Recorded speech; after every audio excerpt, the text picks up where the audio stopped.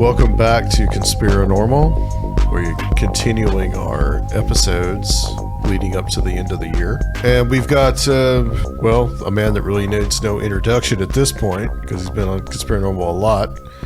And this time, we usually have him on for every book that he does. But this time, this book is a magnum opus. Or it's rather two books. So we've got Joshua Cutchin, and we're going to talk more about some of the themes and ideas that are in Ecology of Souls, with a little bit from Volume 1, but mostly we'll talk about stuff from Volume 2. So, Josh, welcome back to Conspirinormal, man. I have so much Adam Sane in my life. My cup runneth over. I know. I know. Yeah. Tell me about it. I've seen. Hey. I've seen you like every month, like for the last 3 months, Josh. Yeah, that's pretty much been the case. Yeah. For anybody who's wondering about the latest meeting, we got together and Adam and I went out to lunch, and I took him to a little community that I affectionately refer to as Hillbilly Sedona, which is this community out here in Cobb County. It's nestled amidst a bunch of suburban sprawl, but you go down in there and it's just like, there's something odd about that place. It's all wooded. It was a retreat community for a bunch of the well-to-do in Atlanta. But I'm convinced that if I dig a little bit, I'm going to find some strangeness there. There's an old community hall that at one point a Buddhist meditation lodge had moved into, and on their website, the business has since shut down, but on their website they claim that this particular community lay at the intersection of several ley lines. So I'm going to have to roll up my sleeves and get to know what's out there. But even just being there and without doing any research, like, it definitely has its own feel. At least I feel that it does. Yeah, it was really nice, and it's so close to Atlanta, and so close to kind of like that suburban sprawl, like you say, of like that Atlanta suburb area, and you get over there and it's just like this wooded area that looks like you're like in the middle of the mountains or something. It's kind of crazy. Yeah, it's a bit like slipping over the line into Brigadoon. So I guess I'm going to play coy and not say the name of the community so that people don't descend upon it. But I was wondering. Right. Well, that's good. All the Conspirinormal listeners that will descend upon this small community in the Atlanta suburbs of Georgia. We should have Strange Realities there next year. Looks like they got a space for it. Yeah. How far back does people going to this place for wellness or retreats, things like that go? Well, that community center was sort of, it had a bar and a clink that they used to throw people into if they got too rowdy. I mean, that's a term for a jail, right? The clink, throw you in the clink. But apparently there is a healing spring that was frequented by the Cherokee and Creek at one point there as well. So, like I said, just a lot of things that just sort of make me go, is there something else going on underneath the surface of this small town? Magic Spring is definitely a good starting point, yeah. Oh, yeah. Like I said, we're going to talk about Ecology of Souls, some more of it.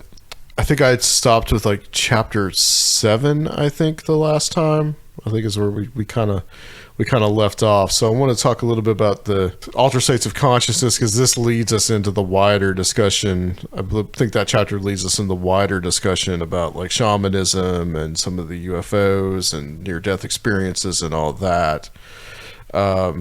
So in this book, you kind of divided. Volume 1 was more kind of like a general type of exploration of death folklore, essentially, and some of the fairy folklore and how it is involved. And then in the second book, you get much more to the UFOs, alien abduction phenomenon, and all that associated once more with death and folklore. Is that correct in saying that that's kind of how the book is set up? I think that's very accurate. I mean, the second book was really the book that I wanted to write, and then there are two ways I could have done it. I could have stretch the content of the second book over. It would have probably ended up being 2 books just for simple, like, physical, logistical reasons. But, either you set up all that stuff in volume 1 so that you can reference it in passing as it applies to the UFO phenomenon, or you write about the UFO phenomenon from the outset, and you're constantly like having these giant digressions to explain some of these older concepts. So this seemed like the more parsimonious approach. but yeah, hopefully it makes sense why I split it and how I split it now with the benefit of hindsight. Volume 2 is a little bit longer than volume 1, actually. Yeah, I think it's like 400 pages, something like that. So let's talk a little bit about like the altered states of consciousness, entheogens, the correlations to NDEs, and that kind of sets the stage with like shamanism, the idea of dying to death, initiation, all these type of things, which is something that's, I think when we talk about Whitley Strieber here at probably the end of this episode, it really kind of sets the stage for the rest of the book, in my opinion. Yeah, I think that's fair enough. So yeah, the altered states of consciousness specifically, I mean, I focused mostly on entheogens and, psychedelics, for lack of a better term. But, things like dreams also play a role. So I gave some attention to dreams. And I think that there's something to be said for the fact that some aspects of dreams seem very much like, trips. It's very common that if you don't wake up and write down your dream right away, you might forget it. I mean, a lot of people have that. I have that experience. Not everybody has that experience, but a lot of people do. Similarly, some people have the same experience with their trips, especially when they take DMT. They come out of it and they'll remember it vividly, and then as time passes, it sort of fades from memory.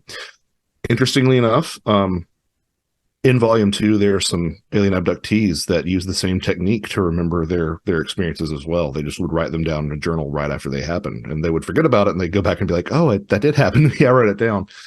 I mean, it's kind of like what Soraya talks about in a way too, because he keeps a pretty fastidious account of all the things that have happened to him. Mm-hmm. So there's that. But if you look at, I was really quite surprised to find the number of entheogens that had some sort of relationship to death. Things like, ibogaine is often used to see ancestors. You've got, I believe it's datura. Excuse me. I believe it's datura also is used famously to see the land of the dead. And of course, ayahuasca, depending on the translation, is, the vine of souls itself. And there's an implication that you are contacting that realm of spirit, which, the lines between otherworld and afterlife kind of tend to blur. But the point is that a lot of people think that this does facilitate contact with ancestors. And that's an idea that Terence McKenna sort of piggybacked on a little bit when he coined that term, Ecology of Souls, is that, after he was thrust into the DMT realm, which has a lot of NDE pageantry associated with it. You've got a tunnel, the descent to a space that feels as if it's deep underground, which of course has, relationships with fairies and alien bases and, just the dead living underground or the dead living in mountains, as I talk about in chapter 8, I believe it is. He said, one of the more conservative impressions that you get is that it might be indeed an ecology of souls, and that this might be the same place that the ancient practitioners of, shamanic practice, which is a broad, vague, problematic term, but we're going to use it because it's just an easy shorthand. Mm-hmm. This is the same place that they would go and commune, and they would learn things. And I'm not sure if I said this last time, but according to Terence, he turned a prominent Tibetan Lama on to the use of DMT. Someone told me, not sure how they knew or anything along those lines, but someone told me that it was actually the Dalai Lama had taken DMT with Terence McKenna, I guess. That seemed kind of implied, yeah. Well, I mean, like, how many other Tibetan lamas are, household names, which is basically what Terence said. So, but he apparently turned this individual on to that experience, and the response was one of immediate recognition. Oh, that's the farthest you can go without passing the point of no return. So that's when Terence started referring to DMT sometimes as the bungee into the bardo. So you have all this death imagery associated with it, but also if you look at the use of a lot of these entheogens in states of altered consciousness amongst indigenous populations, that provides you a unique avenue into discussing, again, those shamanic practices. I use the term shamanic to describe basically any sort of indigenous magical practitioners who act as go-betweens between our physical realm and what would be called a realm of spirit. Whenever you can, you should use the term of the exact culture, but when you're speaking broadly, we have to use these sort of clunky terms. you know, it's interesting. Mircea Eliade, who was sort of the authoritative figure in terms of Western study of shamanism, a lot of what we know comes from his work to this day, believed that the use of entheogens in states of trance was actually sort of a lesser means of accessing this state of altered consciousness. Because Eliade put quite a bit of emphasis, rather, on epileptic fits and the way that they would be used to contact the spirit world amongst these shamanic cultures. And a lot of people have found room to complain about that interpretation, and Terence McKenna was one of them, because these substances do seem to facilitate a similar state of mind and are indeed very much an important part of a lot of these traditions through the current day. But even in the absence of the use of these substances, initiates into shamanism, oftentimes selected by the spirit world through an accident like a lightning strike, or equally often their heritage or an intense illness, they would always their initiating moment would always be a trip to, or you can argue beyond, the threshold of death.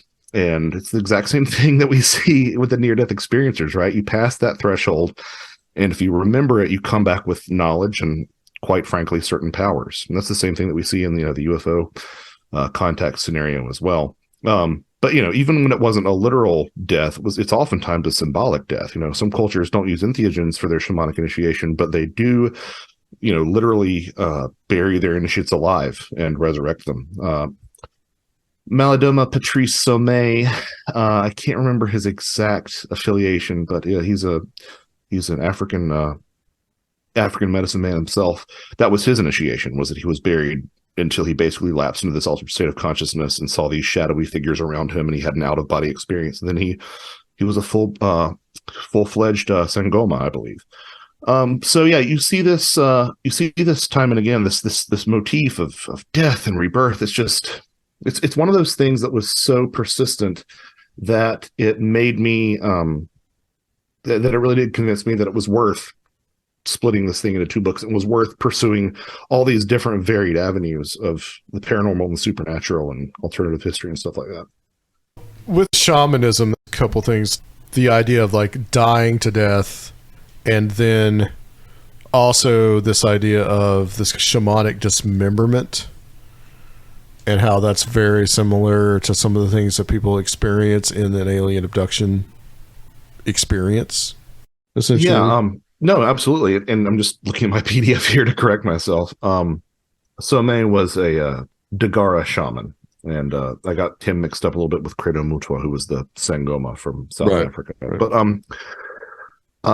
But yeah, you have this dying to death motif, and the more you look for it, the more you see it. And sometimes I wonder if that, ironically, is not maybe the point of life. If there is a meaning to life, to die to death is the meaning of life, which is appropriately, mind-bending enough. But this is probably the main idea behind a lot of these ancient mystery cults, like the Eleusinian mysteries in ancient Greece. And it certainly is what we see in a lot of these psychedelic trips, this idea that you have an awareness that the universe and reality is so much bigger than you that you really lose your fear of death. I mean, even at Johns Hopkins, they're using psilocybin for treatment of individuals with terminal illnesses to sort of move them past that process of pre-death depression and anxiety. So that's part of that sort of dying to death model. But I mean, arguably that's one of the functions of religion too, is to die to death. And what I mean by die to death is the idea that you move past that mortal fear that paralyzes us all from really living. And that's something that you see all these times, time and again. One of the studies that I leaned on heavily for the UFO section was the study pioneered by Ray Hernandez, the Free Study, Edgar Mitchell's organization. It was a large survey of individuals who've had various contact experiences with what are perceived to be non-human intelligences.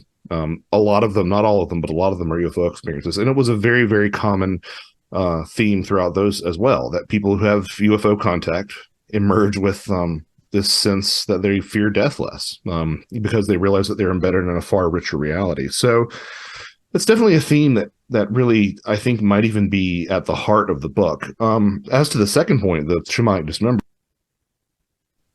this is a really common motif that you see, from the birthplace of the term shamanism. So we're talking about, Siberian peoples, all the way through, continental Australia and even parts of the New World. It's this idea that the initiate is taken to the other world by some sort of spirits, and they are dismembered and then reassembled back together again better.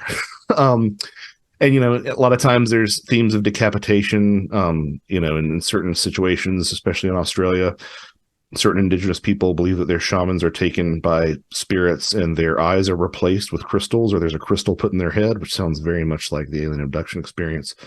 But even if you turn to South America, people who drink ayahuasca, even, contemporary sort of ayahuasca tourists, will describe in some instances being taken into the jungle and taken apart by these little elves and cleansed and put back together again in some of their experiences. So it's just it's so close to the alien abduction experience that I think that you really have to incorporate it into that, that other sense of interfacing with this other world in a lot of ways. And I think it ties in with some of the themes that come up in the epilogue regarding headlessness. The only thing that sort of is a stumbling block for me in this is the fairy folklore, because you do see this dismemberment theme happening in a lot of near-death experiences as well. It's probably as much a feature as the tunnel experience, because the tunnel experience actually isn't that common.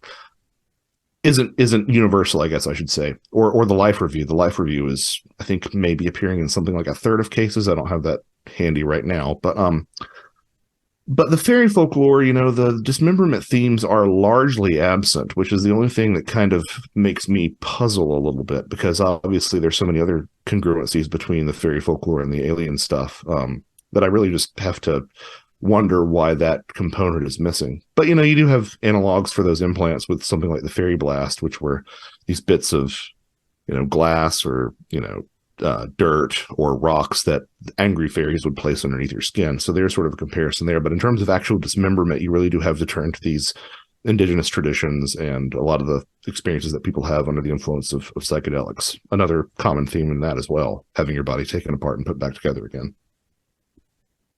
There's a very famous example of Betty Andreasson. I'm not sure if you know that name. She ended up marrying and her name changed to Betty Luca.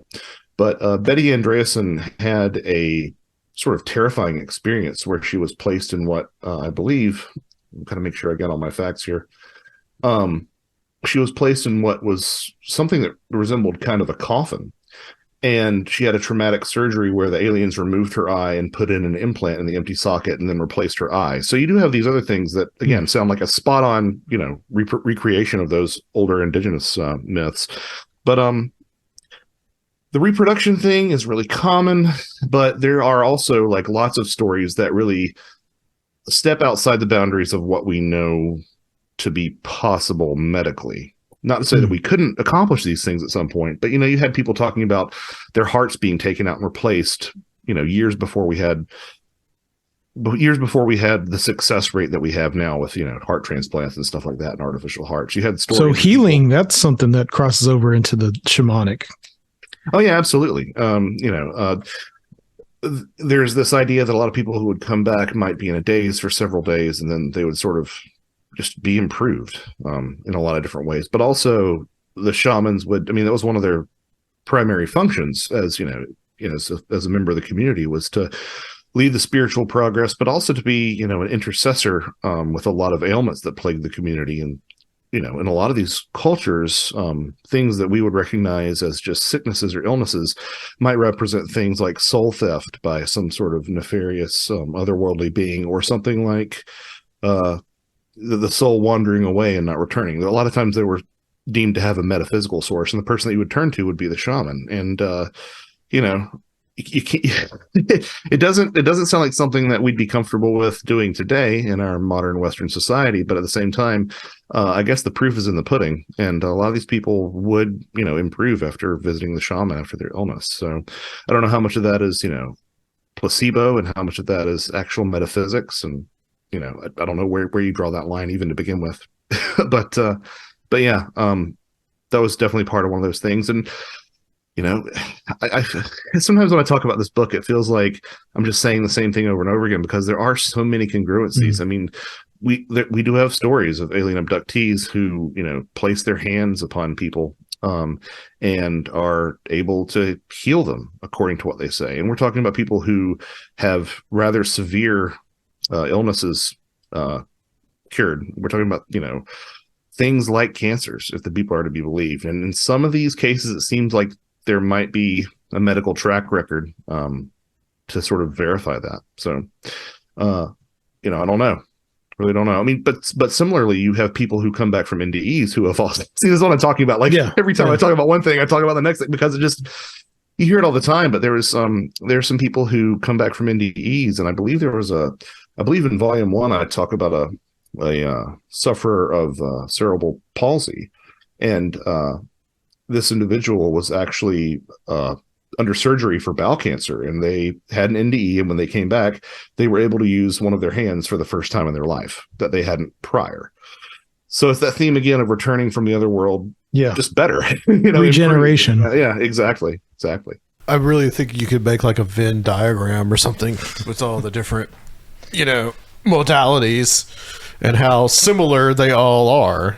You really could. One of the things I struggled with when I was writing this book was like, well, I kept on asking myself, is anybody going to want to read this? And the thing I kept on coming back to was, well, I sure as heck want to read it. But at the same time, the other thing that I was wondering was, like, a lot of this, if you just take what's in there, it's Kenneth Ring, it's, Eddie Bullard, who talked about the alien shamanic connection. It's the stuff that we've talked about in the community over and over and over again, and said there are these similarities. But I guess if Ecology of Souls does anything different, it puts it together and puts these things side by side one another to say, look, it's not just, abductions and shamanic initiation. It's not just shamanic initiation and psychedelic trips. It's not just any two of these things. It's almost literally all of these things.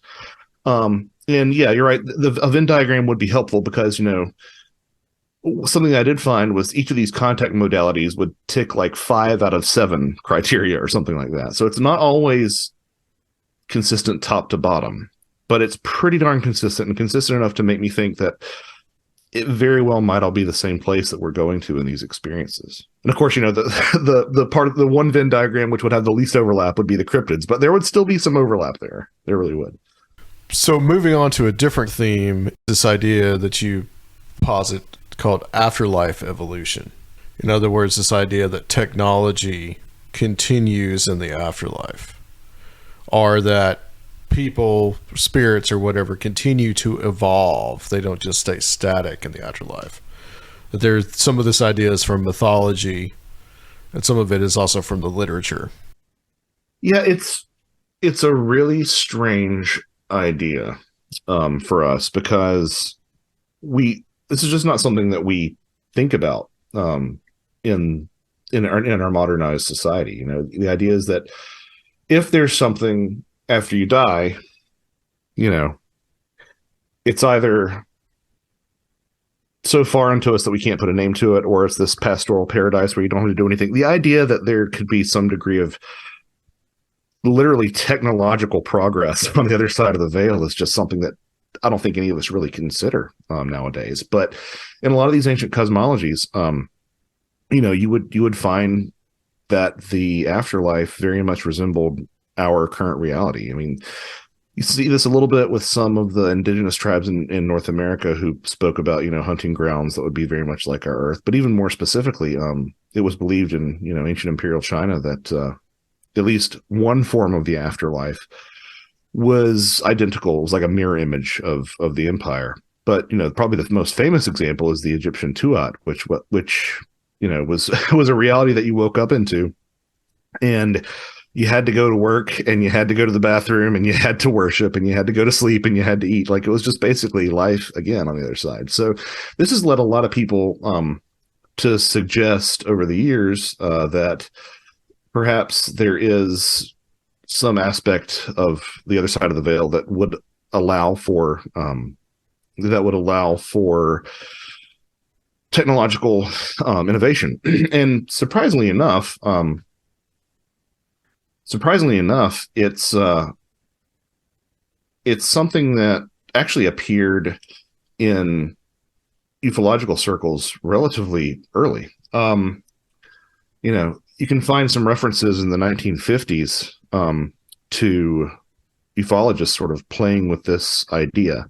And it's something that I think kind of fits the bill for a lot of these talks of breakaway civilizations and whatnot. But it is a really old idea, and of course it makes sense that it would have appeared in Flying Saucer Review, because you've got the ufologists outside of America have often entertained metaphysical ideas a lot longer than we have over here. But yeah, in fact, there was a 1957 edition of Flying Saucer Review where Arthur Constance said that it may be that the shape of the human spirit, if it has any shape, is that which we have come to associate with UFOs. And there's some other people who've suggested that people who are significant enough engineers on this side of the veil might be able to go over there and construct something that is literally the UFO. Now, all this seems like a lot of, pleasant, convenient speculation, but like, is there anything actually to it is the real question. And if you believe Whitley Strieber, there might be. In A New World, he talks about this, and it's just, when I read it, I just had to like reread it like 4 or 5 times.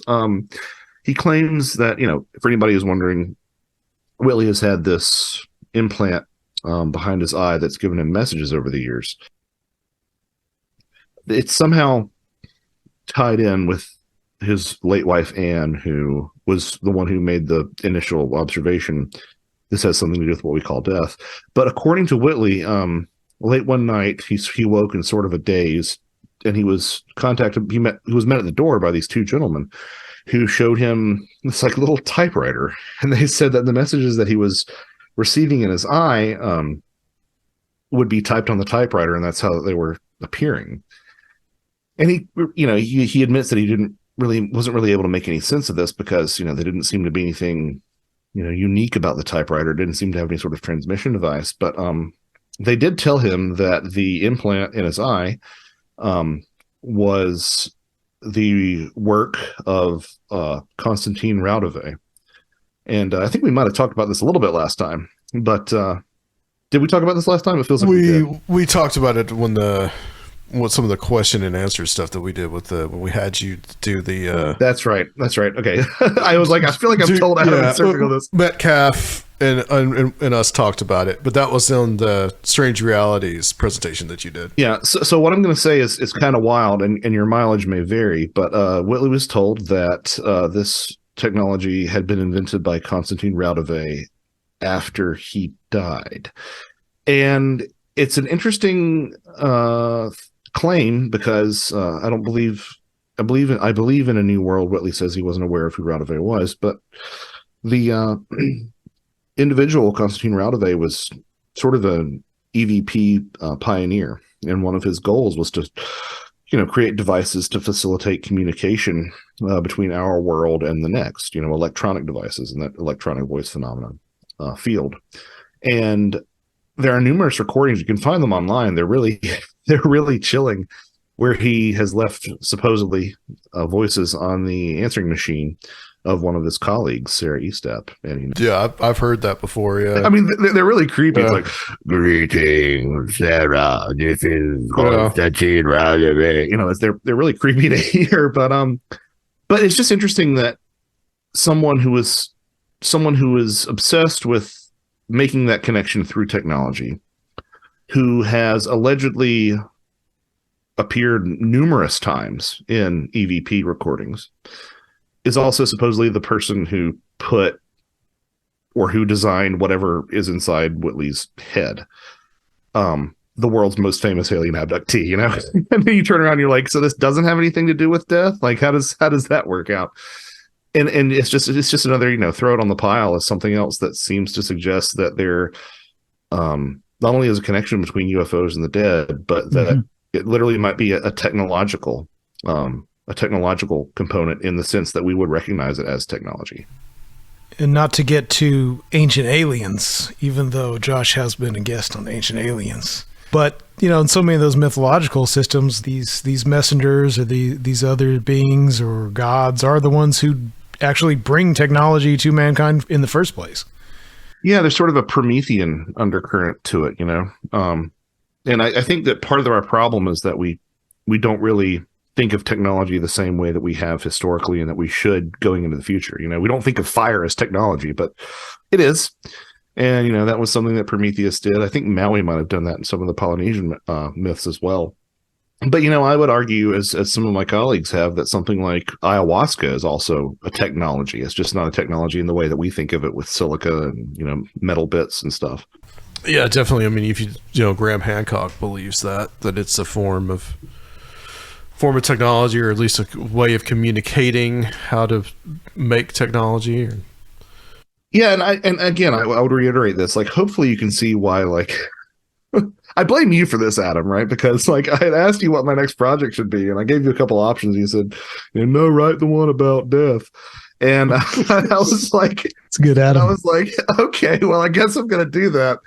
And man, I hope that it's apparent why this turned out as big as it did, because you keep finding this. You know, you keep finding this connection to death over and over again. It almost becomes annoying, because I was like, you know, please, dear Lord, let me get out of this in fewer words than I am. But it kept on getting bigger and bigger.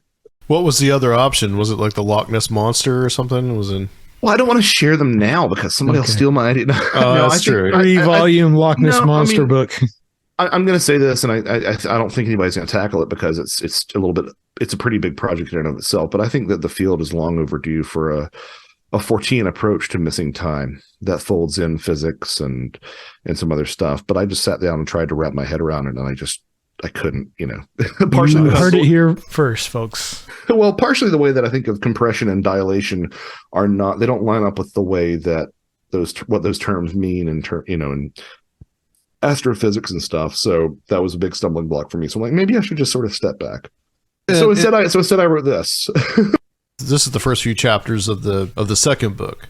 As you go along in the book, you're talking about how some of these UFO encounters and ghost experiences will go hand in hand, and how most of the time I don't know most of the time, but there's plenty of times where people will have UFO encounters and then all of a sudden poltergeist activity will just keep up. I would say, you know, more than sometimes. I mean, I would say you can almost say that it's like a sign that you might have been abducted. You know, prior to the free study that I alluded to, there was a study by Kathleen Marden, you know, Betty Hill's niece, along with Denise Stoner. And they found that 88% of subjects reported increased paranormal activity at home following their abductions. And this would be stuff that we would recognize as RSPK and other sort of, you know, classic poltergeist stuff, in addition to seeing apparitions and stuff, but also just mostly the classic poltergeist stuff. So, and I even found cases where people like didn't have missing time, didn't report an abduction, but, you know, just by merit of the fact that they saw a UFO, they started having poltergeist stuff popping off in their house. Right. So it's very, very common, much more common than even I thought. From that, what do you kind of gather about the common theme with, you know, that's all having to do with death? Is it because we're talking about something that's ghosts being human entities, or, you know? Yeah, that's a good question. And I think that when we look at the sort of suite of things that we call poltergeist phenomena, I think that, you know, the in fashion thing to talk about to make you sound sort of sophisticated is you say, oh, you know, it's some sort of prepubescent girl whose repressed sexual tension is manifesting, you know, poltergeist phenomena around her, and she's the focus, and that's where it's coming from. But not only is that idea fallen out of favor recently, the idea that basically anybody can, exhibit this talent under significant stress. But I think that, part of it is generated by the living and part of it is, generated by the dead, because a lot of the things that we see with poltergeists, I mean, it was originally understood as being a spirit. And I think that a lot of things that you see in hauntings, not necessarily like the really poltergeisty stuff like apports and showers of stones, but like the stuff just about things moving and, odd smells and odd voices, they happen in hauntings as well. So I think we need to be aware that like some of it might be generated by the individual and some of it might be generated by what we would classically understand as spirits. But, to sound like a broken record, this is something that you see after a lot of near-death experiences. Poltergeist phenomena was once blamed on fairies as often as it was, spirits of the dead. Something that, happened with some of the people who saw Mothman. Something that happens, depending on how you look at it, with the Bigfoot phenomenon. That was one of my chapters in Where the Footprints In, was about, looking at the Bigfoot phenomenon through that poltergeist lens. And it's something that happens even to outside Western observers when they are in the middle of, shamanic trances. There's a famous story about a Western ethnographer who was actually attending an Ojibwe ghost lodge ceremony, and he was sitting there with the shaman, and there were all these, basically the wind would pick up, and there were spark-like lights that would sort of manifest in the tent. And to his death, the shaman spoke with the ethnographer at the time and said that, well, sometimes we do tricks to make that stuff happen, which is a very George P. Hansen thing, right? You kind of have to fake it till you make it and sort of coax this stuff out by kindling the imagination. You allow the imaginal to bridge that gap. But the shaman even told the anthropologist as he died, he's like, but that time it was legitimate. Like, it wasn't any tricks that I was pulling. So you see, the poltergeist stuff happening around those people as well. There's a really fascinating study by David Kitness and Mario Lukes. David Lukes and Mario Kitness. Sorry, I completely mixed that up. David Luke and Mario Kitness, that said that 50% of regular psychonauts reported telepathy using psychedelics, 36.5% clairvoyance, 21.2% precognition, and 18.8% communication with the dead. And they would also have what could be referred to as, poltergeist phenomena. You're really not selling psychedelics to people here, Well, here's the fascinating thing. So they found that psilocybin seemed to have some sort of widespread capacity for generating these psi events. There might have been a little bit more of a tendency for it to also occur with mescaline and LSD, but it was kind of the psychokinetic stuff was kind of didn't really seem to be attached to any one substance. But what was interesting about that study is that a lot of these things that people would experience, these senses of levitation or telepathy or precognition, etc. I've read the study several times. I've had some friends read the study, and we've all come to the same conclusion as what they're saying, is that it seems like the psychonauts experience this on the natch more than they do while they're under the influence. So in other words, yeah, they experience that when they take the drug, but they also experience it more often when they're just in normal consciousness after they've sort of more or less recovered from. So it permanently expands their consciousness, or at least for longer than the trip. It permanently expands their consciousness, and you can kind of graph that directly onto the UFO experience too, right? After the alien abduction, after the experience, that's when all the poltergeist stuff starts popping off. So there's another concept that you're talking about in here about alien abduction and that experience as being its own kind of form of astral travel. Yeah. It's going to take a lot at this point to dissuade me. Interestingly, I've had this conversation with Ren Collier, and he feels this way as well. It's going to take a lot to dissuade me at this point from the notion that alien abductions aren't some sort of out-of-body experience, that they aren't necessarily taking place in the physical world. Now, I have some caveats and some things to add to this, but the most common objections that you hear to that are like, oh, well, why do people get, wounds on their bodies after their abductions? Well, look up stigmata. I mean, this is something that you see time and again. You find it in werewolf legends too. Yeah. The idea that the soul would wander and an injury inflicted upon the werewolf would be mirrored on the human's body. So there seems to be some sort of connection between the spiritual and the physical in that sense. Yeah. So that's one way to account for that. Some people sort of want to, some of the more new aged leaning ufologists want to say, well, they make a 3D clone of you in astral space, and that's wounds on that will mirror on your body. And it's like, well, okay, you're kind of, gilding the lily a bit. I think it's just a more simple explanation to go back to those older examples. So that's one complaint that people will have. But you consider the number of abductions that happen after people fall asleep that feel like dreams, and people question whether or not they were dreams. Well, maybe they were dreams, and dreams are very much tied to those out of body states. There are a handful of stories where people claim to have been abducted by aliens and then had an OBE. So in other words, they're like lying on the operating table in the craft, and then they see themselves from a third person. That's some meta stuff right there, man. That's like, yeah, what's going on there? Astral traveling while abducted. Yeah. Well, the idea that I sort of jokingly say is like, maybe we're like Russian nesting dolls. Yeah. And that's 2 for the price of 1 of paranormal experiences, right? but if I mean, this is part of the reason that I ended up writing that first book, is one of the things that I go at great lengths to discuss in that first book is this idea of polypsychism, the idea that you're not just one soul. So maybe, there was an astral component where you were in this astral space with these beings that were doing things to you, disassembling you. But then another component of yourself was able to see yourself. And it's a trippy concept, but it has some grounding in these older traditions. But I mean, that's the Egyptian tradition, right? I mean, you have the Ba and the Ka and all these different, I think the Egyptians at one point speculated like up to 9 different aspects of the soul. And we still talk about this to this day. My head says one thing, but my heart says another. Like we still acknowledge this as a reality, even if we don't, treat it as a literal reality. The biggest stumbling block, because I've talked here on the show before about how people need to get out of their heads that things can either be physical or spiritual, physical or mental. Like that seems to be a false dichotomy. Anybody who's wondering, take a look at ghosts. They don't seem material. They interact with the physical world. So let's get over the idea that people see flying saucers and that they leave burn marks in the ground.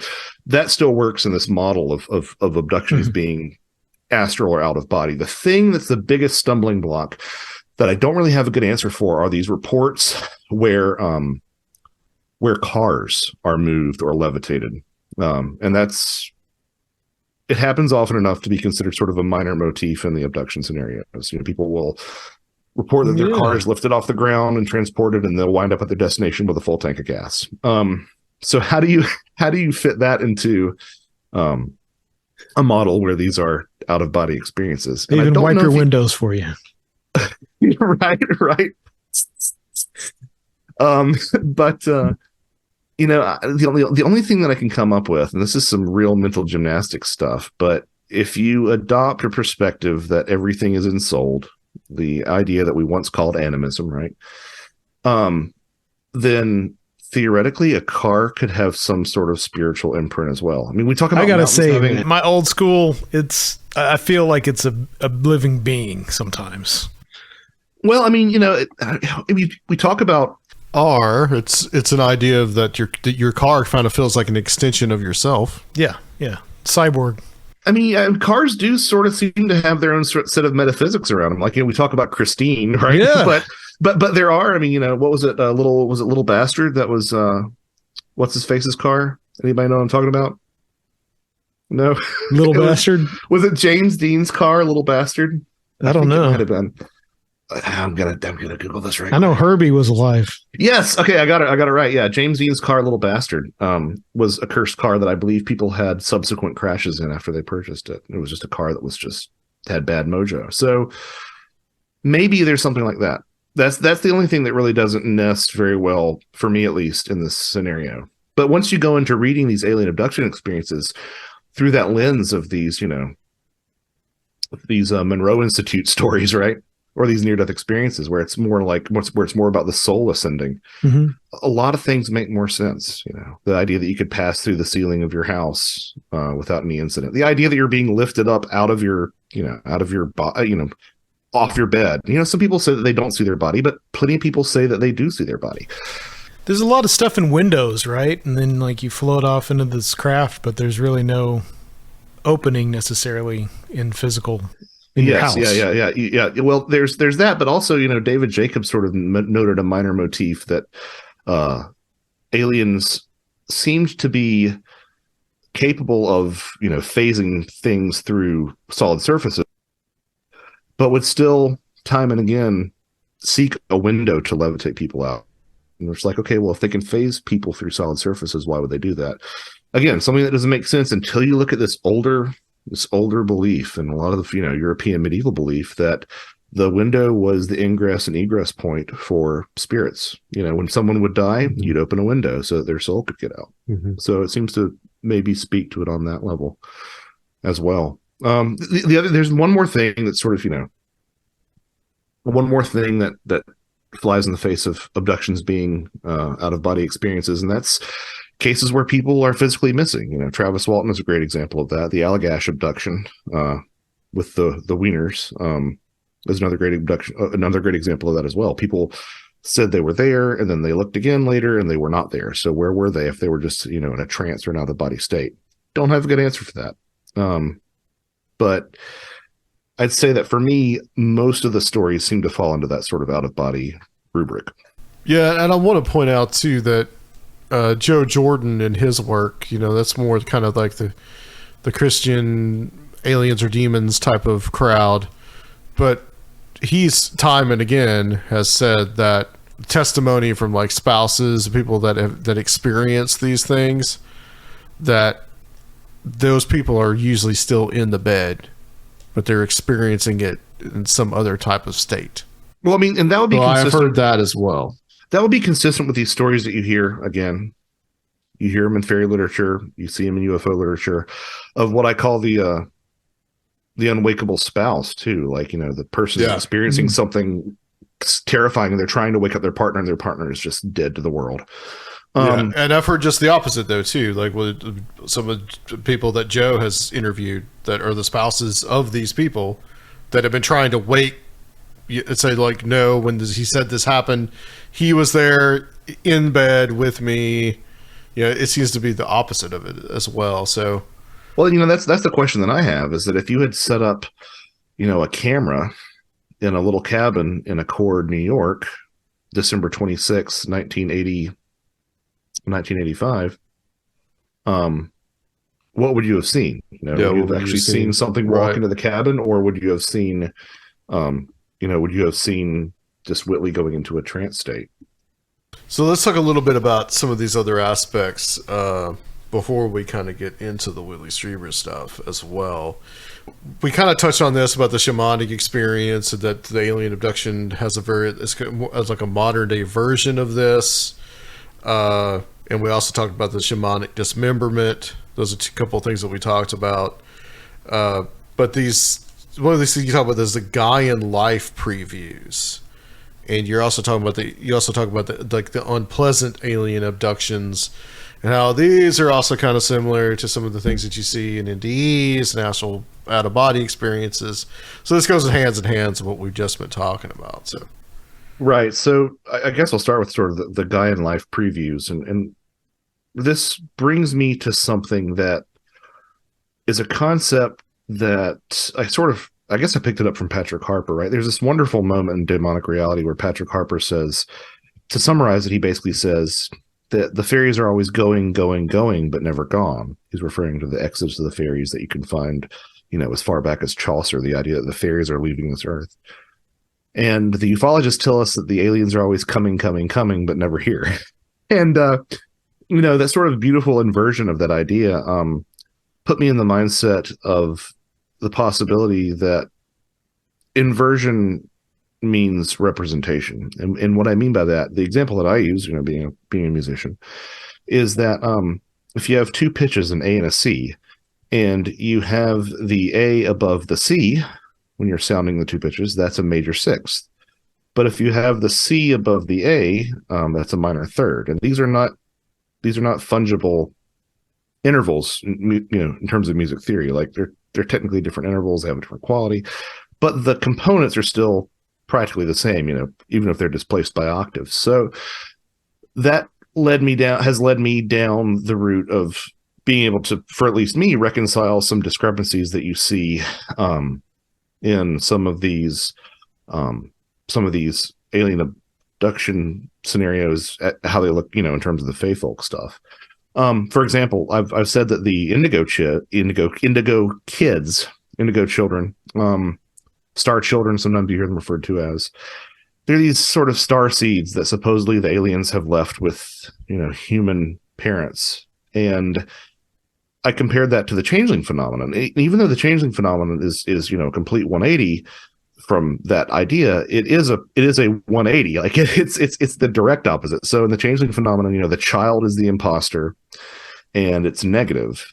And in the indigo child narrative, the parents are kind of the imposters, right? The parents are the ones who don't belong, and the entire experience is a positive experience. It's a blessing to be an indigo child, right? Not saying that I necessarily believe those indigo child ideas. So I say all that to say that I use the term Gaian life preview as a complete 180 from the life review that you see in near-death experiences.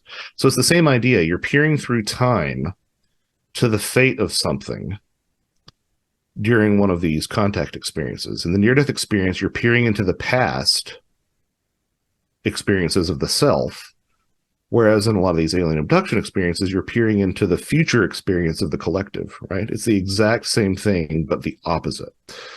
And it's just a fancy way of saying that, it's a fancy way of encompassing all the apocalyptic messages and previews or predictions and prophecies that people get when they are in the UFO contact experience.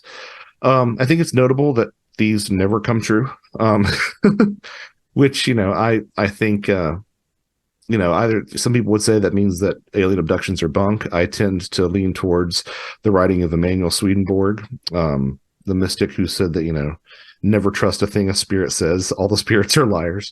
So that seems to, explain why dates like 2013 come and go for the end of the world or something like that, or a great cataclysm is going to happen by the year 2020. And, I guess we did have a great cataclysm in 2020, but you know what I mean? Like there wasn't a volcanic eruption that covered the world in darkness. Yeah. So these things come and go. And I think that's probably along the lines of what Swedenborg was alluding to. So that's the Gaian life preview, and how I sort of make a comparison between that and the near-death experience. Now, you had said something else in that question that I have completely forgotten. Well, yeah, I think what I was going to ask about the unpleasant alien abductions, which I guess the Gaian life previews can be part of that. But I wanted to add, though, too, like sometimes I think it reflects concerns that an individual might have, anxieties, or a group consciousness might have. Because remember, in communion, he's shown the image of the nuclear explosion that says, this is, and the voice says, this is your world, or, something like that. And it's like he had just written War Day, Strieber had. So it's like, this is already on his mind.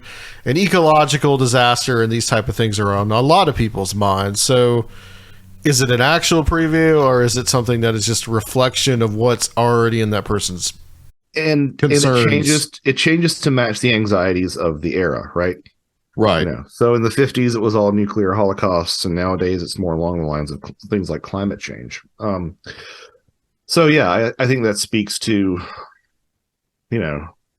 at best, something that we're helping co-create, at worst, something that's being deliberately manipulative. But yeah, the unpleasant abductions are something that I wrestled with a long time, because I think the overall tenor of Ecology of Souls kind of skews towards the positive.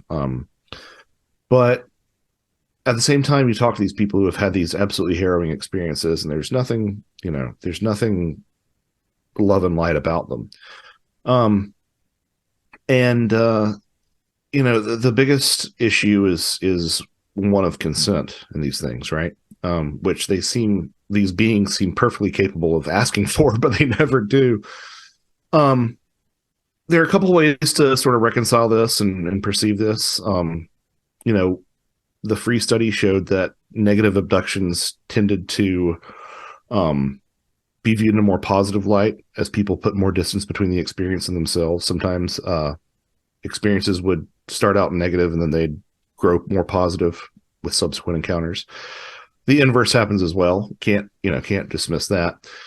As far as the issue of consent goes, if these are aspects of the self interacting with us, then consent is kind of implied, even if our ego doesn't agree with it. I don't know if that's really a good solution. The other answer that you'll find that you see from time to time is that consent gets overridden at vet appointments and at pediatrician appointments, and because there is an intelligence that knows that the outcome is beneficial even if the experience is unpleasant. So that's another way that you can look at it. It's for your own good. Well, and so you can sort of make all these apologies for that for these unpleasant abductions, but at the end of the day, you've got to say, well, look, if this is somehow a reworking of these ancient shamanic ideas, it would be disingenuous to say that something as negative as soul theft doesn't exist. And that was something that was one of the chief duties of shamans. They would track game and predict weather patterns and all those sort of mystical duties, but they would also escort the dead, psychopomps, another connection there. But they would also retrieve souls that had either wandered off or been abducted by malevolent forces. So maybe that's what these negative abductions are these sort of soul thefts. But as far as the negative abductions, positive abductions thing goes, I guess nowadays I fall more into the positive camp, even in the light of some of these negative experiences. And I guess that's just because I'd rather be hanging out with John Mack and Leo Sprinkle than I would like to be hanging out with David Jacobs and Bud Hopkins. It's just at the end of the day, it's like one set of these people has a much more interesting and nuanced view than the other does. Right. Well, and a lot of this stuff kind of transcends our value system. So yeah, exactly. It's something I go into in the afterward. I had a friend who was like an old counterculture guy from late 60s, 70s, who he told me about one of his most epic psychedelic experiences, and how I was asking him, man, was it bad? Was it good? He said, man, sometimes it's not bad or good. It just is, man. Yeah, I love that. I mean, it kind of reminds you of those stories of the drunks who survived tornadoes because they weren't like fighting the tornado, and so they wind up in a field completely unscathed because they were loose and just sort of went with the ride. I mean, yes. So in the afterward, I kind of let all my walls down and talk about my personal feelings along this journey. And one of the things that I say is that 9 times out of 10, the things that we fear in these encounters is death, right?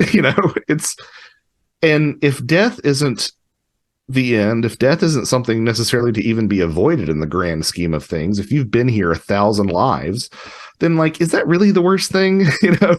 There are, I believe, fates worse than death. And the examples that I use are, things like, hurting loved ones or, or squandering opportunities. Like those things I think are a lot worse than, Bigfoot smashing your head in with a rock in a lot of ways.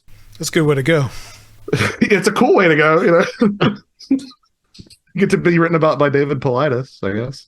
So speaking of the dead, this is very important. So these encounters of the dead in alien abduction encounters themselves, and the idea that ancestor spirits and aliens in some cultures may not necessarily be different from each other.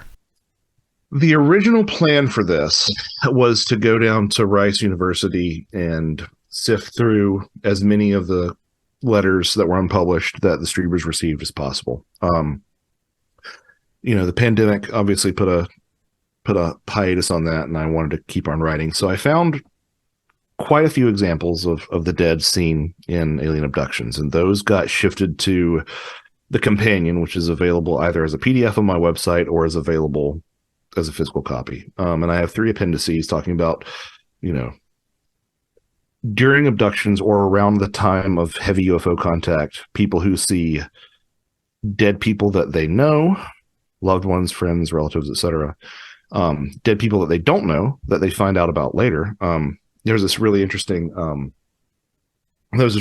story of an abductee in Massachusetts in 1963 who was taken to this crystalline city several times, and at one point she met another abductee who told her name was I believe it was something Swinson. Ingrid Swinson was her name, and the abduction researchers discovered that Ingrid Swinson had just died in South Dakota just a short time earlier. So the implication is that maybe that's who she was meeting. The abductee claimed no interaction with this person. So that's an example of like the dead who weren't known to the abductee. But I put as many as I could find, short of going to that archive, and I think I found enough to sort of illustrate that it is a trend. You know, it's not something that you say happens even often, but it happens enough that it does suggest that there's some sort of link there. So that, you know, for the longest time was one of my go-to answers for why people ask me why I didn't think it was aliens. I'm like, well, you know, you've got these parallels between near-death experiences and the shamanic stuff, but also, you know, dead people show up. Now, to your point about the entities themselves, this was the problem that people like Cynthia Hind initially ran into when they were talking to indigenous African populations. That's a problem that we still run into today, is that when you ask them about aliens from outer space, a lot of them don't have stories. And that doesn't mean they haven't seen UFOs, and that doesn't mean they haven't seen UFO occupants. It's just that they don't think of them that way. And this is a bigger problem that I see with ufology as well. I mean, when you filter everything through the extraterrestrial lens, you automatically select against cultures that just don't view these experiences that way, you know. Mm-hmm. So Cynthia Hind started asking about ancestors and about spirits, and she got tons of UFO encounters. And a lot of what we know about UFOs from, you know, the southern portion of Africa comes from the work of Cynthia Hind and the people that she trained. And there are plenty of stories. And in these stories, you find something that you also find in a lot of indigenous, you know, myths and folklore here in the U.S., is that there isn't always a distinction between ancestor and occupant and craft. Like these parameters sort of meld and mix and match a lot. So you might see a star or what appears to be a structured craft in the sky, and you might say that's, you know, the ancestor traveling, but you also might say like that's just the ancestor. Like they decided to look like a UFO this day. You know, there's a great story that Artie Six Killer Clark collected from the American Southwest of an indigenous informant who spoke to one of the star people, and then the star person like dropped to the ground, turned into a tiny glowing orb, and then rejoined several other glowing orbs to become a UFO in the sky, and then took off. So that's sort of really illustrative of the fact that like these distinctions between craft and occupant, and if they are the dead, just really sort of have very little meaning. But to that end, if we are going to talk about occupants, you know, there are stories of people who encounter the dead manning the controls of these craft. The researcher Scott Corrales went so far as to speculate that something literally like Plan 9 from outer space was happening, like the aliens were reanimating the dead and pressing them into servitude. But I think a more interesting approach would be to say, you know, well, what if something about the gray alien is a fundamental form to which we return? You know, if there's this reincarnated cycle, that would almost make sense, right? You turn into a gray and then you come back as a fetus, which kind of looks like a gray, and then you sort of develop out of that as you're born, and, you know, you progress out of those, you know, infant features until you die, and the whole thing starts over and over again. And, you know, it sort of begs the question, you know, if ego does get stripped away, if individuality on that level does get stripped away after we pass on, which a lot of different traditions say, then it kind of makes a lot of sense that it would be, you know, a space, whatever the UFO is, filled with a lot of, you know, practically identical drones that don't really have distinctions between one another. Yeah, I think a lot of this has to do with the fact that so many of these traditional peoples, like the heavens and space is equated with the other world or the afterlife, or all these things are just synonymous. Yeah. I mean, you look at sort of the places where the afterlife or the other world has always been situated, and it's under the sea, you know, on the other side of that mountain range, across the ocean, or, you know, in the sky. And there's a lot of conflation. This really breaks my brain. There's a lot of, you know, even in classical cultures, they would view the portion of the night sky beneath Yeah. the ecliptic as the underworld, right? Yeah, because that's where the sky goes. It goes over underneath the horizon, then it's the underworld. And so to descend to the underworld, you've got to ascend to the sky. It's so counterintuitive for us. But again, you find this in, amongst Native Americans as well, this idea that to get to the, if you want to sound sciencey about it, the portal to the underworld, right? You actually have to traverse the Milky Way, to pass along the Milky Way to get to that point in the sky. And that would take you to the afterlife, which might be, depending on the cosmology, an underworld.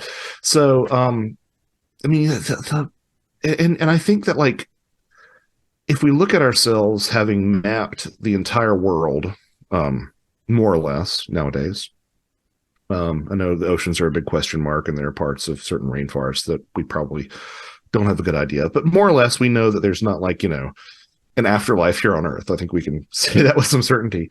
But what happens to all those beliefs and hopes and fears? Like, what does that get transposed onto? I would argue that it gets transposed onto the night sky.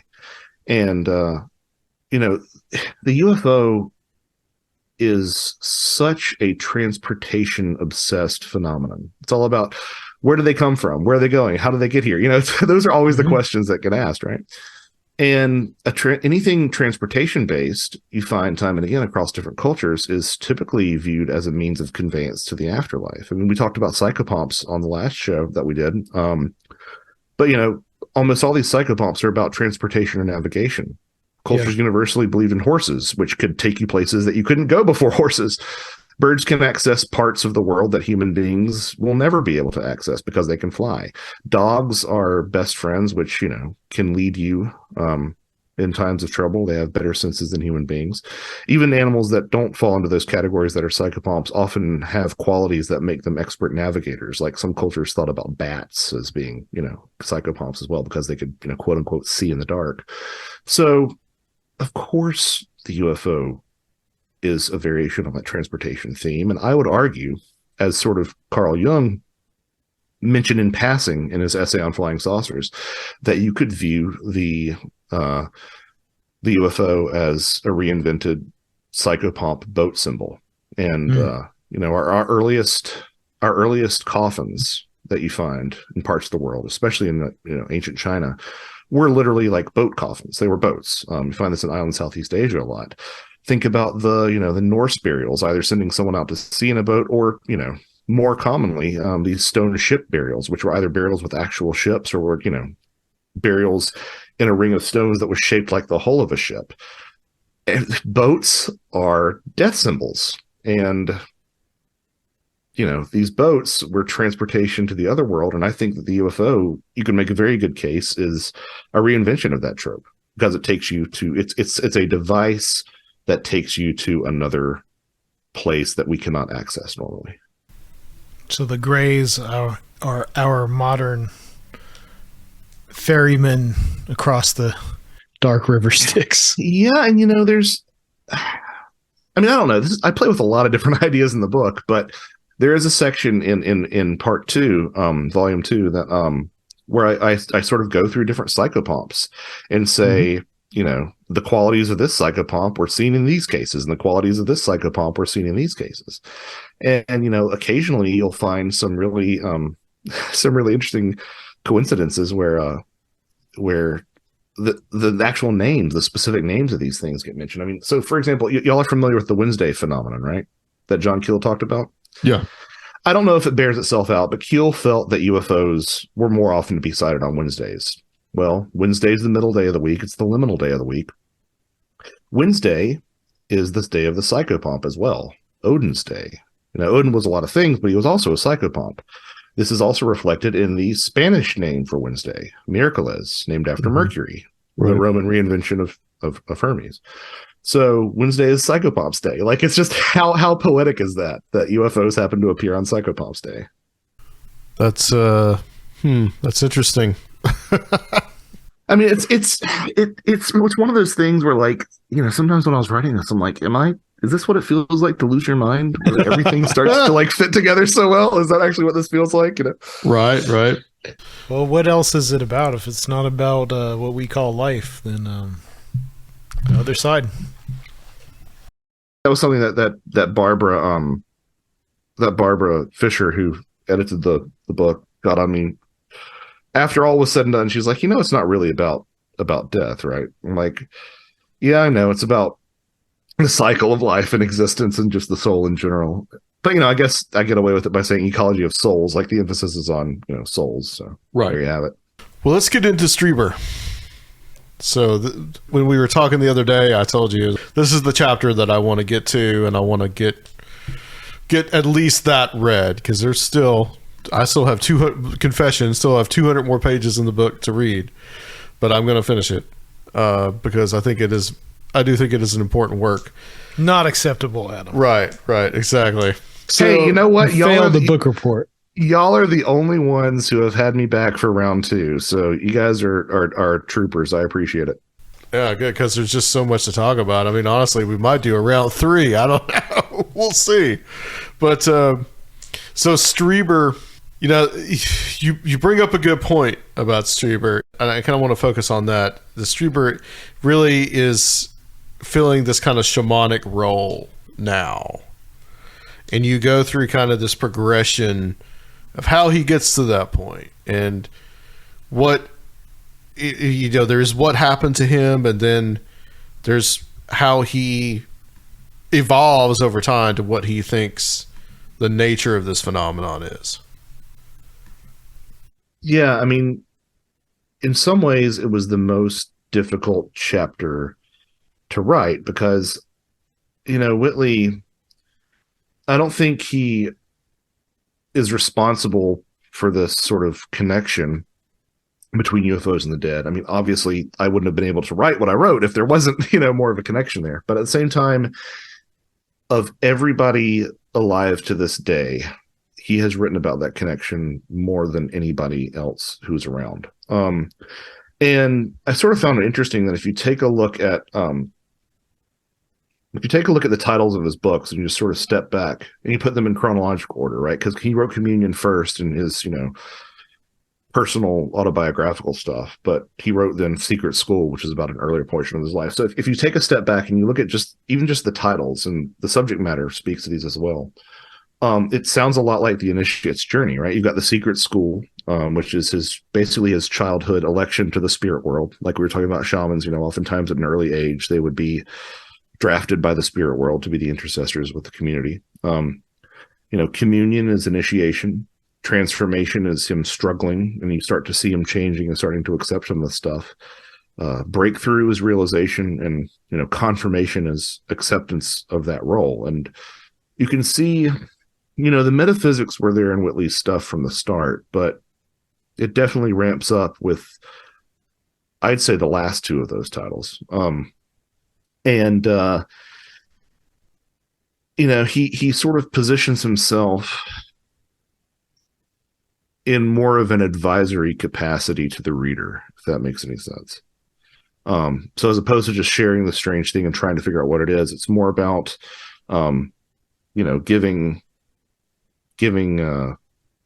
advice, spiritual advice. And, a great example of that, even though I didn't include that in that sort of list, is the Master of the Key, because it wasn't, really autobiographical. It was an experience where he sat down with this little old man in a hotel room in Toronto and just basically had a several hours long ask me anything with this character who was giving him all this spiritual information.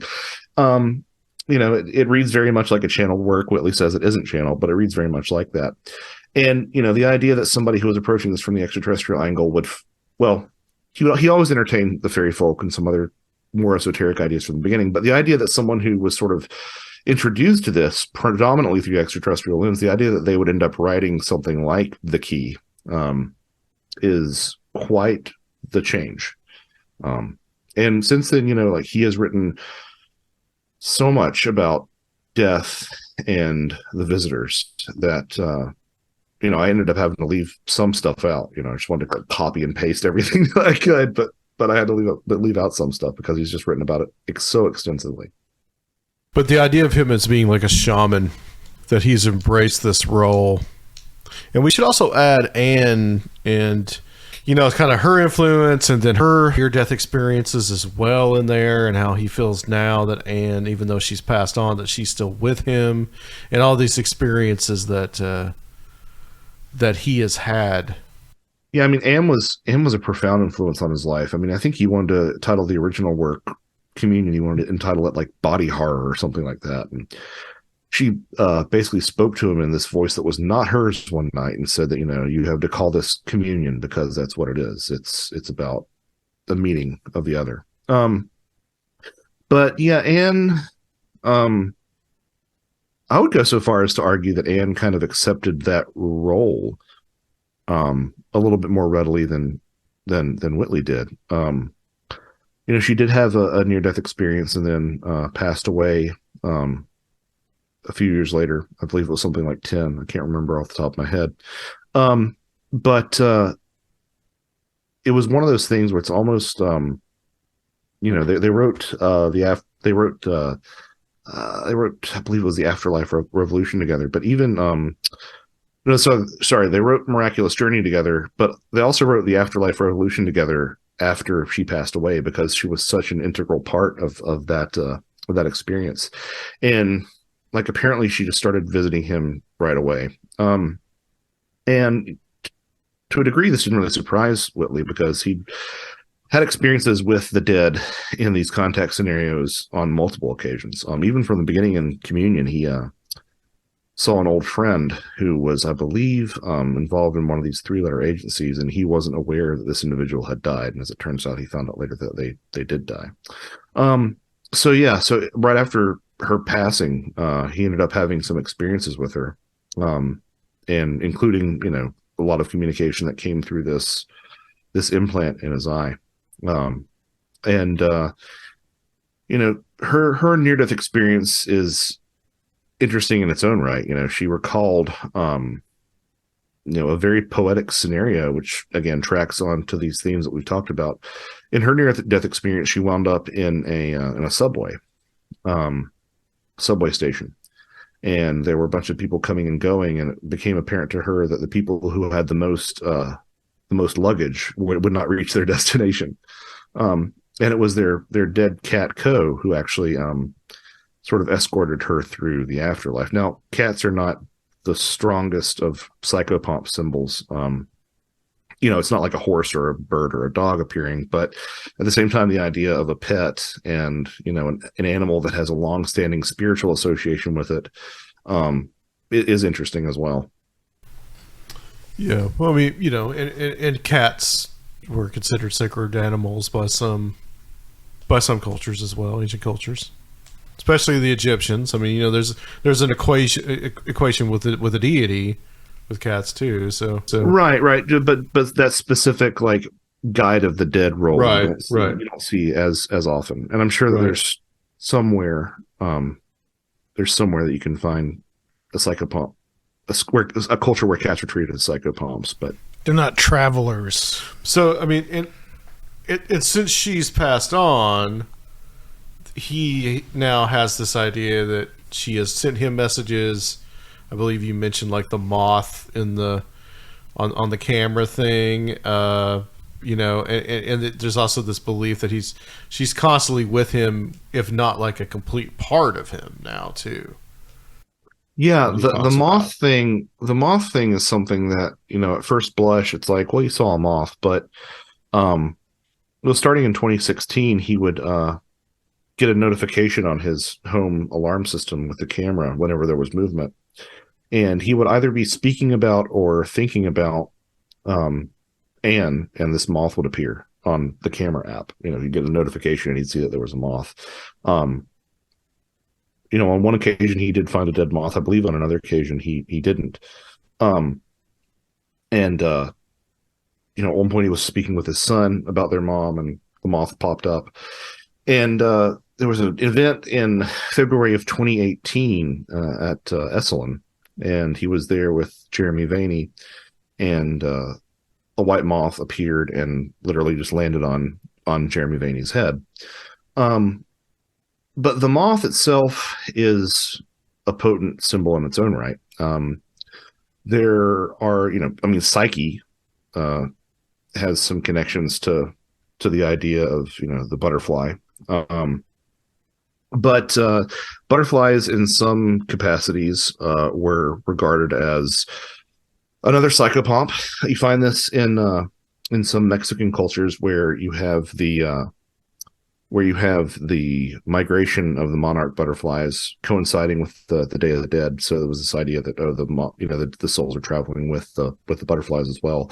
But it comes back to that idea of a small winged creature being a symbol for the soul. So it's entirely consistent, I guess. Of course, the transformation and metamorphosis within those. Yeah, exactly. Yeah, the obvious thing that I didn't mention. Yeah, that. One of the points that you make in that chapter that adds some credibility to his experiences is that he really suffered a lot. His career really suffered after. Like, he was on the verge of becoming like probably one of the new Stephen King or whatever, or that type of writer. And when he made the decision to write Communion, to tell what happened, I mean, he did receive a lot of ridicule, and his career's kind of never really been the same since. So it really changed his trajectory.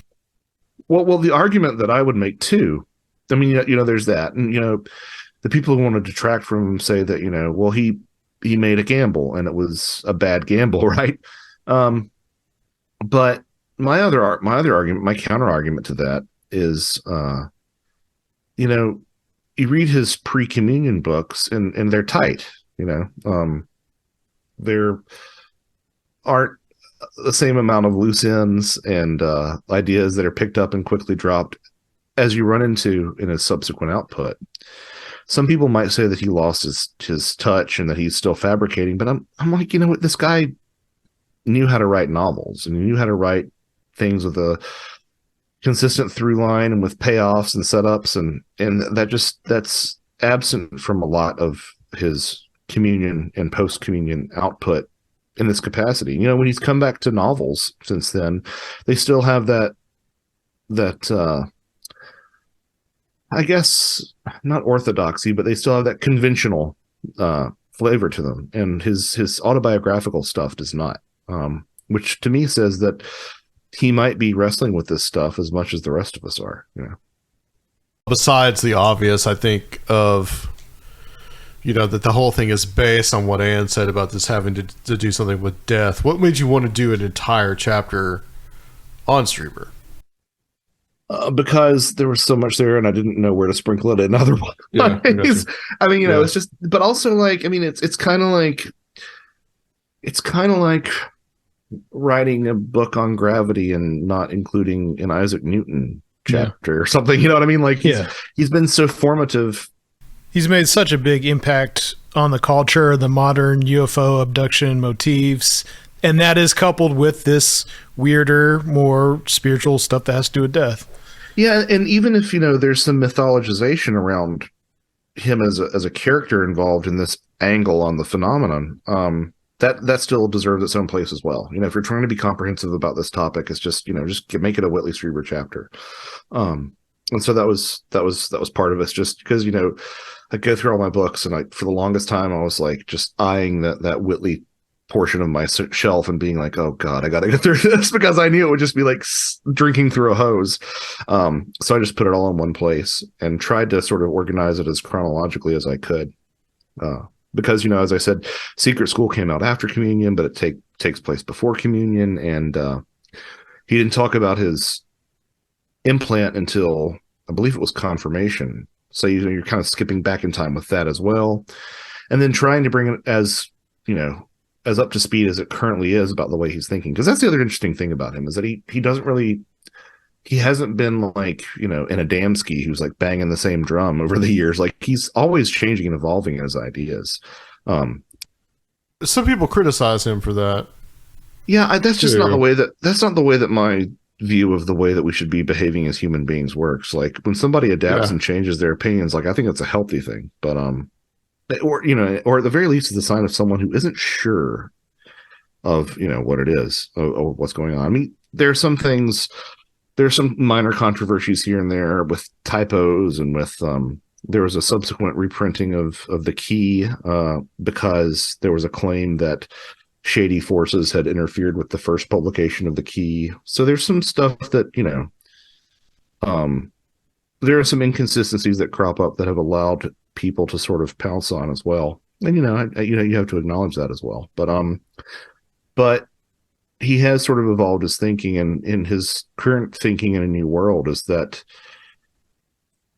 A New World is vaguely predatory in a way that his perspective on the visitors really hasn't been since Transformation. Like, there are parts in Transformation where he talks about basically fearing for his soul, like the idea of soul eaters, like, you know, the Egyptian goddess Ammit, you know, the lion, hippo, crocodile hybrid that eats your soul. Like, that's what's worse than death, is having your soul eaten. And he played with that idea in Transformation, and he sort of returned to something a little bit more predatory in A New World, which he just released either last year or a few years ago. I can't recall which. And he does play with the idea that these are things that, honestly, their behavior kind of sounds like those hungry ghosts of Eastern tradition. Like, they want to experience living in this reality. And sometimes our ability to do that draws them to us. Very interesting, Josh. Is there anything in the next few chapters that you would like to kind of just mention? Oh, you mean my favorite chapters of the book that you haven't read? That's right. Favorite chapters of the book. Look, we'll probably have to do a part 3. I'm totally down for that. The chapter that follows that one is what I lovingly call the Jeff Kripal chapter, and that's the Soulcrafted UFOs. And it's that one and the Monuments chapter in book 1 that are probably my 2 favorite chapters. And you know, you've seen me give the presentation on the Soulcrafted UFOs, which basically boils down to, we've always thought of the soul as a light. A lot of UFO sightings are lights. You know, a lot of anomalous lights have been death omens. Doppelgangers are death omens, which are oftentimes perceived as an aspect of the self exteriorizing in a lot of these older traditions. So are UFOs doppelgangers? And is that why there's this association between anomalous lights and predicting deaths? And that's a very Jung idea. There's a lot of Jung in that chapter, talking about the circle being a symbol of totality. A lot of the shapes that aren't circles that you see in the UFO literature have some sort of death symbolism attached to them. You know, if you compare them to cemetery iconography, you can find a lot of overlaps. There's that famous picture that I use in my presentations that I just adore, of the 2 circular bits with the long shaft in between, that appeared at a farmer's wake in Zimbabwe. And like, you throw it up on the screen and it always gets a chuckle because everybody knows exactly what it looks like. But the point is that it's a phallic symbol that appeared at a farmer's wake in Zimbabwe in the sky. So like, there's obviously some sort of like death rebirth symbolism there, you know, fertility death symbolism there, you know, between the timing and the shape of the thing. Do you reprint that in the book? I did not reprint the image in the book, no.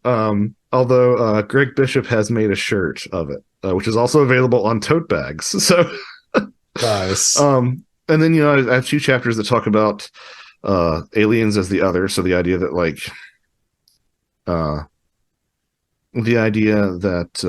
they might be psychopomps, the idea that they might be extraterrestrial ghosts, and in some ways, well, I also talk in that chapter about the close association between psychopomp animals and the UFO phenomenon. I mean, people have wondered what the connection between owls and UFOs is. Here's a possibility. You know, owls being a death symbol and a psychopomp symbol, and birds being a psychopomp symbol more generally. But also, you know, there's 2 other famous psychopomp characters, horses and dogs, are things that pop up in the UFO literature from time to time. You know, people forget that the first modern documented livestock mutilation was a horse, right? And was it Zippy the Snippy the horse. Yes, yeah, appropriately enough, right? And the horse has just always been tied to death. You royalty were buried with horses. Horses were a symbol of royalty to the extent that, sometimes they were believed to pull the chariot of the sun across the sky. And so you can kind of get into an academic mindset where horses, the sun, and circular glowing objects in the sky are sort of all interchangeable, as symbols on a symbolic level.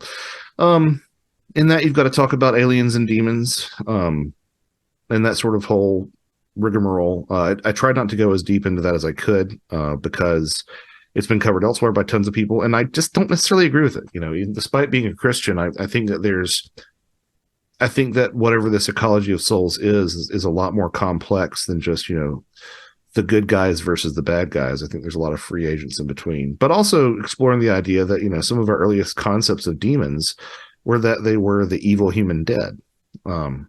And they, of course, blended over with the fairy stuff as well.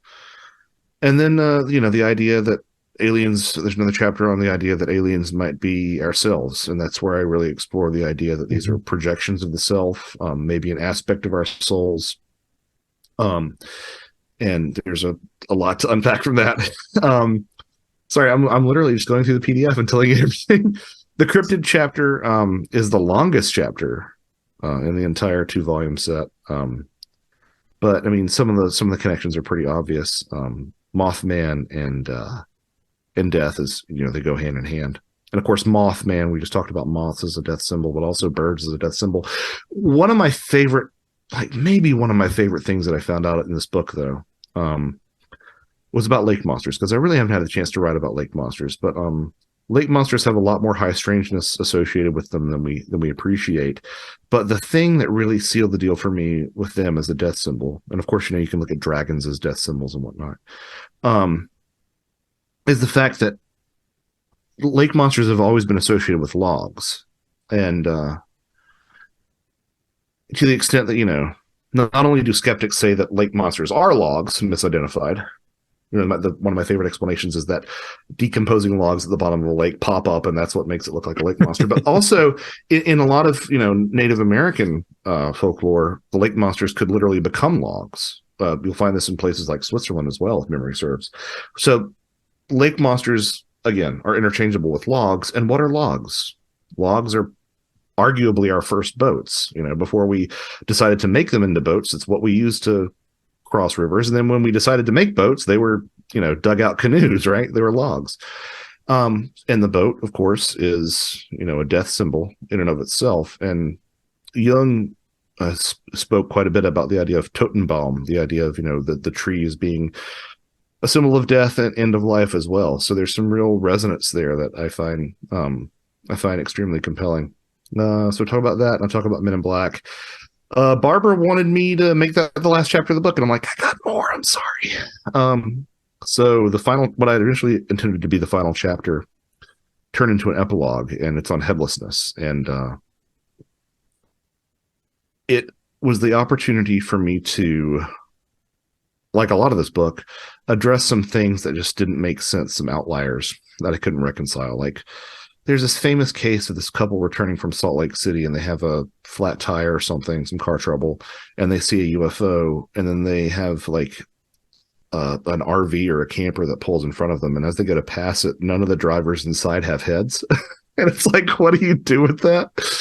But when you start looking at headlessness as a theme, you start seeing some really interesting things that I just sort of go back in reverse order through all the chapters and address. And it goes all the way from the number of decapitations found at these monuments to the T-shaped pillars at Göbekli Tepe that look like headless beings, to the headless rite. And I eventually find my way to cephalophores, which are something that I had no idea I loved as much as I do, but I do now. And they're the saints who continued to speak or preach after they were beheaded. And there's a funny artistic problem when you're trying to depict a cephalophore. Where do you put the dang halo? So like some of them have it like where the head was, some of it have it around the head that's being held in the arm, some of them do both. But that was a light bulb moment for me, literally, actually.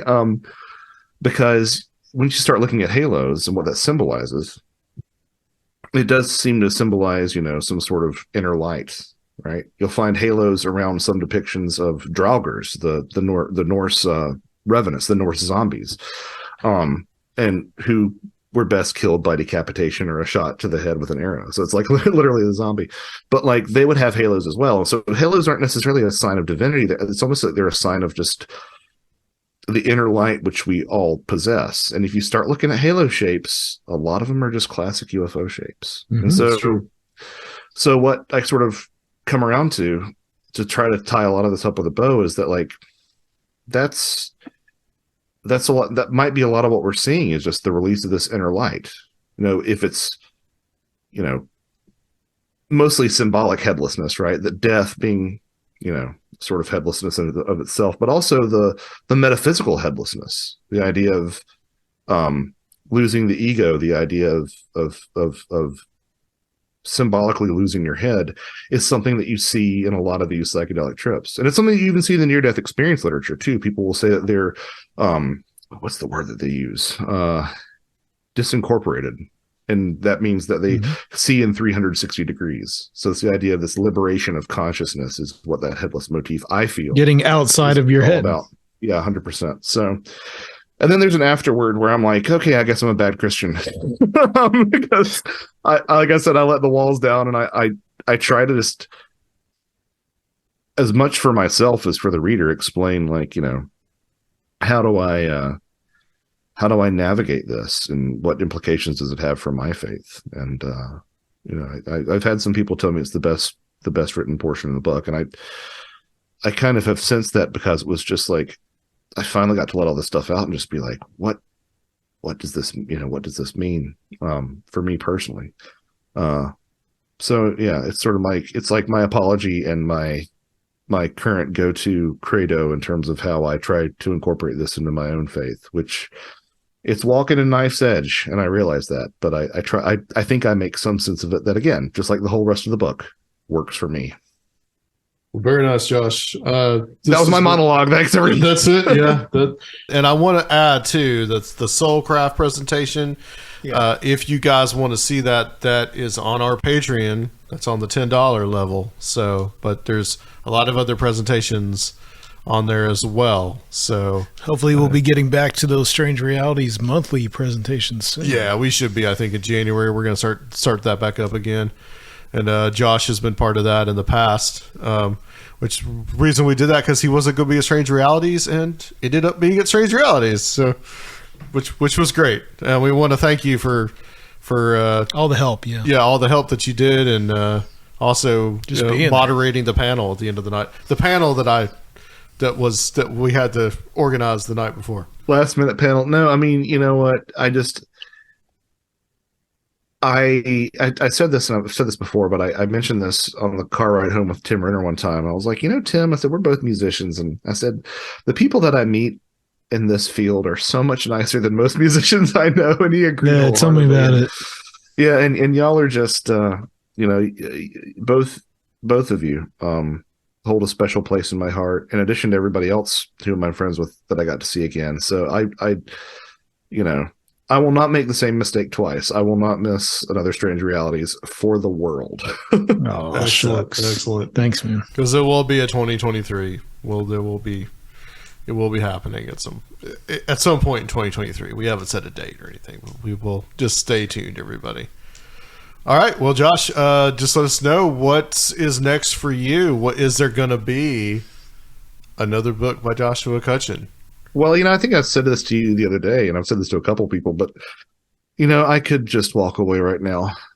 I never want to write anything that's long again. And I keep trying to distance myself from some of the ideas that I put forth in Ecology of Souls, because as we alluded to, I like the idea of someone who evolves their thinking, but so much of it just works for me. So I could step away, but I'm not going to step away, because there's some lighter things that I want to explore here and there. So I'm currently working on a project. I'm currently technically working on two projects in a lot of ways. One is a collaboration with Barbara Fisher, and one is a collaboration with Tim Renner. I decided to search for both topics as I go back through my library, as I always do when I start a new project. So not only do I have help, but they won't be as long as Ecology of Souls. So that's what's next. And I'm sort of picking away at that as best I can in between some other stuff that I'm doing. Do you have difficulty writing small form things? Maybe. Yeah. I've been doing some. I've been working on some YouTube scripts, and the baseline is like 4,000 to 5,000 words a piece. And I always go in being like, I don't know, I'm going to squeeze blood from this turnip, and I always end up being like, oh, I have more to say than I than I need to. So yeah, I think that maybe I do. And it's not even like, I don't necessarily think that I'm not economical with my language. It's just that I always feel like I need to explain a lot of different facets of something. And, when I write, I try to provide a skeptical interpretation and some context and, maybe why you should believe this person or not believe this person. I try to be as holistic as I can. And that's something that will lead you into extra tens of thousands of words very quickly if you don't shut that off. So I'm going to try to exercise some more restraint in the future. But this is off my chest, so that feels good. Awesome. All right. Well, on that note, thank you, Josh, for being on. And you're going to stay with us for a little bit of a Patreon. We're going to talk about the concept of the wild hunt. So you guys stay tuned for that as well. But it's been an excellent show. I want to thank Joshua Cutchin for coming on. And we mentioned our Patreon. So Raphael can tell you where to find that. You can find that at patreon.com/Conspirinormal, where you can join one of the many secret orders of which Joshua Cutchin is a member of, the International Association of Conspirinormalists, the mystic crew of Conspirinormal, and the ancient circle of strange realities. That is at patreon.com/Conspirinormal, where you can check out this follow-up conversation we're going to have here tonight with Josh. All right, and join us next week. We got Josh's sometimes compatriot and co-author, Timothy Renner, is going to be joining us to talk about his new podcast, The Flowered Path. And we'll see you next time on Conspirinormal.